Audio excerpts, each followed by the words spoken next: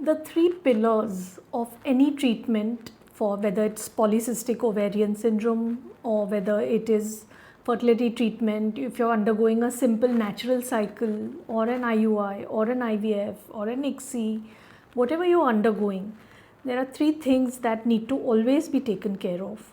One is your food. So in addition to food hygiene, if you are diabetic or pre-diabetic, for both partners, you should cut down on refined carbohydrates, sugar, jaggery, honey, very sweet fruits, fruit juices, white rice, things made from refined flour like bread and biscuits, potatoes. Focus on protein and focus on millets or whole grains, pulses and lentils, milk products rather than milk.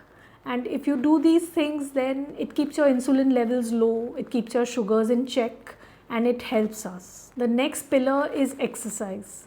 So gentle exercise is what we advise. A walk with proper shoes or on the treadmill, light weights. Excessive exercise, it causes a release of a hormone called prolactin, and which interferes with our fertility treatments. So we don't advise very excessive exercise. When a woman is being stimulated for her ART cycle, assisted reproductive cycle, the ovaries enlarge. So we advise women not to bend forwards, not to do high impact exercises, jumping, skipping and so on, because we worry about the ovaries twisting, a thing called ovarian torsion, which can be serious. Excessive dieting is also to be avoided. Women want to lose weight very suddenly before their infertility treatments. Now, all your hormones are derived from cholesterol. So if you're taking very low fat food or something, then it's not going to help. Do eat sensibly, eat the right things, eat nutritious food that is low in calories and low in refined carbs, but no food fads, no severe dieting. That is what we advise. And the third important factor is rest and sleep.